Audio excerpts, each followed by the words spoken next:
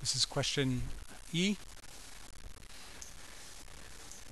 And so I have 1/2 times 4 raised to the 2x minus 8 equals 128.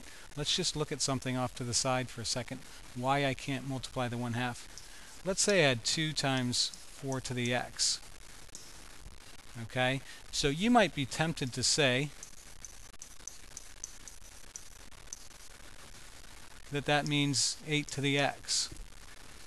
Okay, so if that's true, then I should be able to substitute any number for x and it would work. And so you might be tempted, and I might even have advised you to try 1 in there. 0 we're going to stay away from.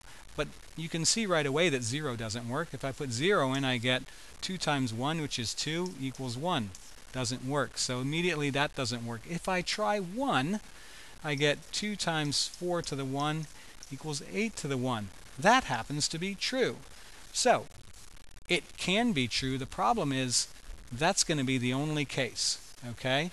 So if I had, for example, put 2 in there, then I would have 2 times 16, 4 squared, equals 8 squared, which is 64. Well, that's not true because that's 32. Okay, so I can't multiply the 1/2 times the 4 because the 4 has this exponent right here. It's not going to work. It's not the same as multiplying 1/2 times x squared. Then you can do that, right? You can have x squared over 2. So anyway, let's get on with this question. I'm going to do the same thing I did in the previous problem.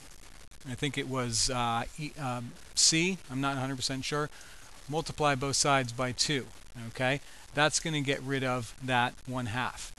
I want to get that out of there. I need to get that out of there. So now I have 4 raised to the 2x minus 8 equals 256. Might be wise to figure out what power of 2 128 is. Okay, I know that 4 to a power, 4 squared is 16, 4 cubed is 64.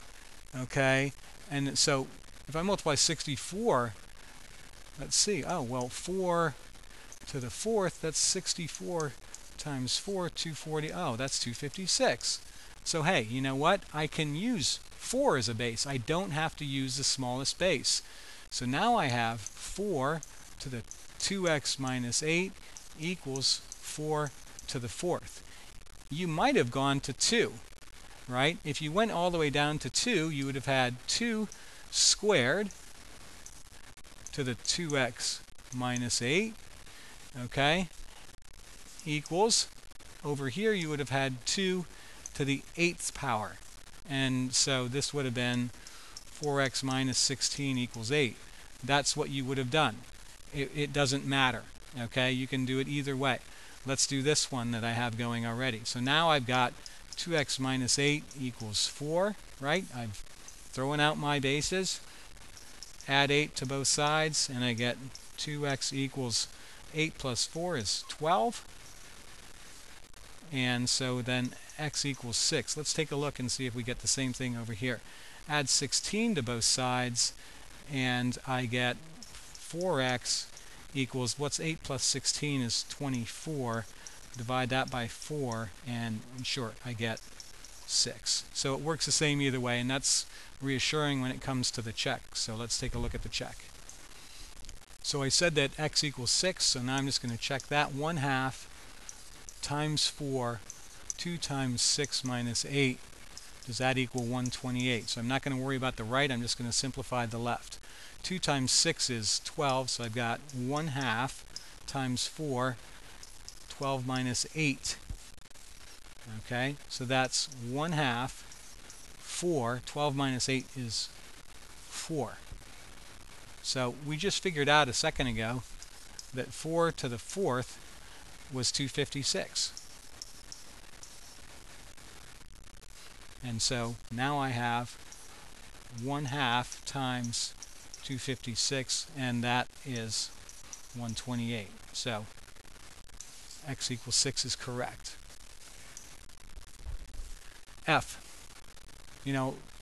just adding a little piece each time, right? And that's just the way it goes, right? We learn a basic concept, and then we're going to add to it and add to it and add to it, and that's what's happening here. So, order of operations.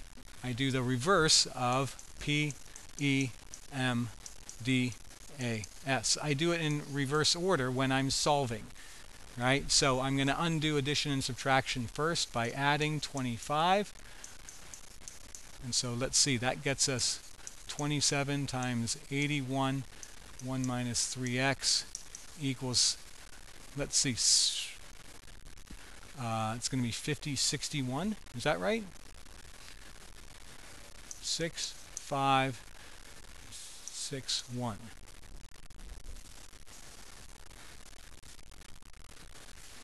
So now I've got to get rid of the 27 by division.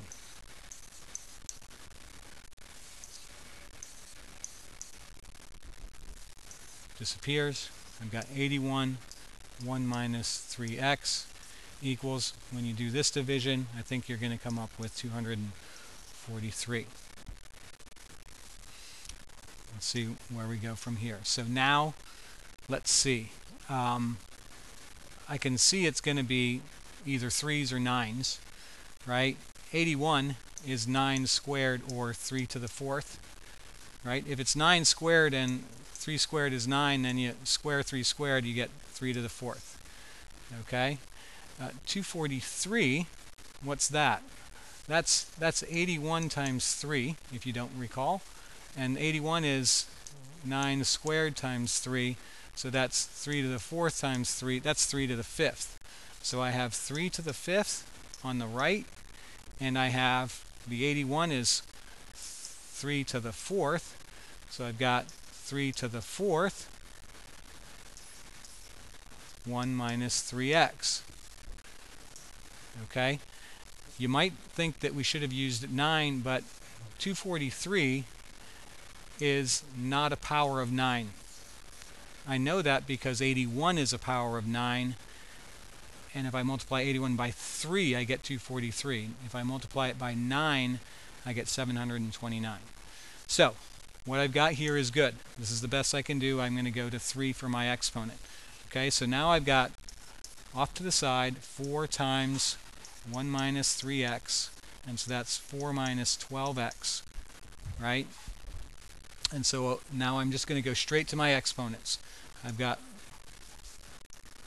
4 minus 12x equals 5.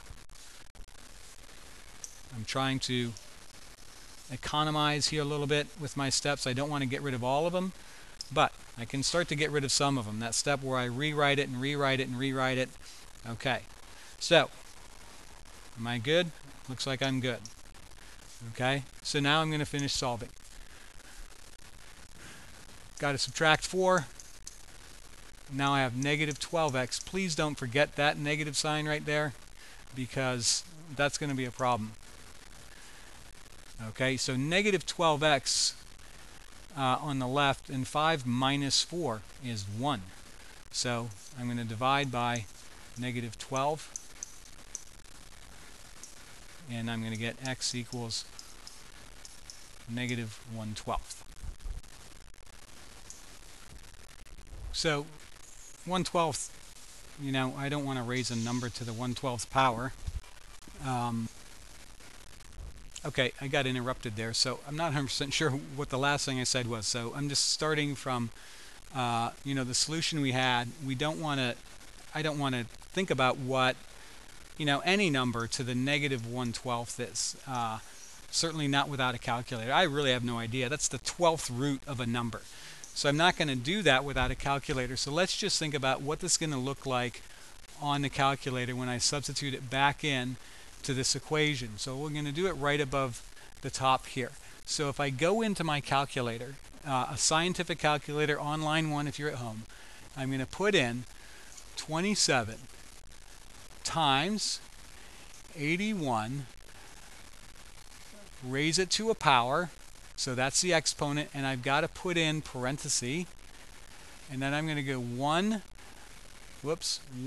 minus 3 times parenthesis, and it was negative 1/12.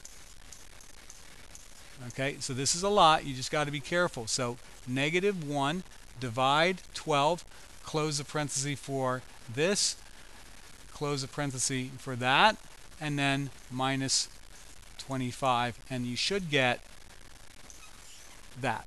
Okay? If you don't the first time, just take a close look at it and see and make sure you entered everything in correctly and have your parentheses and all that. Well, this one certainly looks simpler than the previous one. The first thing I need to do, of course, is subtract the 12, right? So when you see a sum here and one's an exponential expression like you have here, you're going to subtract any number that's being, or add or subtract whatever you need to do. So that's going to go away, and we're going to have 25, and I've got x plus 6, and that's going to equal 637 minus 12. 7 minus 2 is 5. 3 minus 1 is 2. 6. Again, this is a number you should be suspicious is 25 or 5 to a power.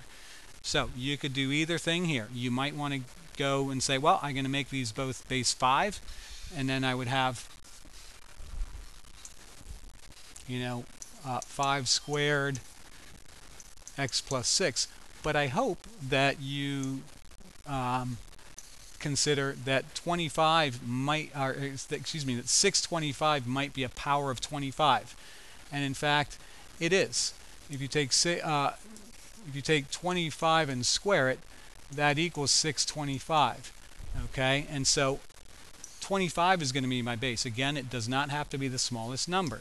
So I've got 25 to the x plus 6 equals 25 squared. And so x plus 6 equals 2, x equals negative 4. Subtract 6 from both, right?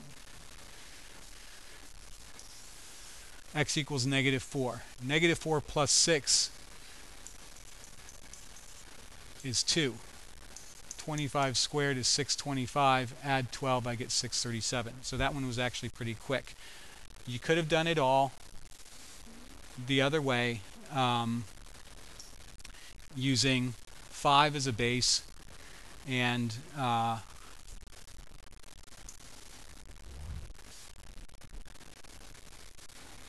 not going to go through the whole thing, but we could take a quick look. Subtract the 12, you're going to get 25 x plus 6 equals 625. So 625 is 25 squared, so it must be 5 to the 4th, and this is going to be 5 squared x plus 6. And so then I'm going to multiply and get 2x plus 12 equals 4. And if I look back, I had x plus 6 equals 2. Well, if I doubled both sides of this equation, x plus 6 equals 2, you would see that I would get 2x plus 12 equals 4. So it's going to work out the same. H. The first time we've used 7s as a base. Okay, so it looks pretty quick to me right here. 49 equals 7 squared. Okay, so now I have 7. 2x minus 1 equals 7 squared. 3x minus 6. So 2x minus 1 equals this product, 2 times 3x minus 6. So that's 6x minus 12. Okay, and then just some quick algebra 1, minus 2x, minus 2x. Move the x's to the right.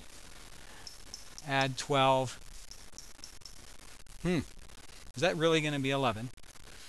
Okay, so 2x is gone, 12 is gone, negative 1 and 12 is 11 equals 4x. Oh, they had to do that, didn't they? Okay, so let's take a look at that. Divide by 4, of course. 11 over 4 equals x. I need to double check my work. I'd be a little surprised if that was it, but I'm going to take a quick look, and if I made a mistake, we'll fix it.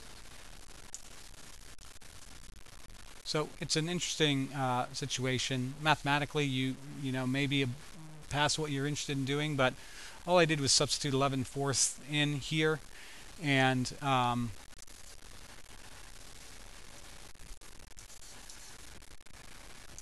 highlighter's not working. There we go. and I simplified things over here on the right.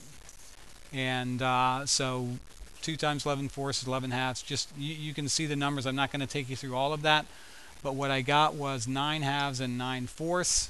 Okay, so the question is 7 to the 9/2 equal to 49 to the 9/4? I can do anything to both sides of the equation as long as I do the same thing. And so if I raise them both to the 4th power, I would get 7 9/2 times 4 is going to be 18. And this is going to be 49 to the 9th. Not numbers I'd want to calculate, but if I go back and use my rules, 7 squared to the 9th is 7 to the 18th. And so I get an equivalent situation. So, ugly answer. What was it, 11/4? Ugly answer, but correct.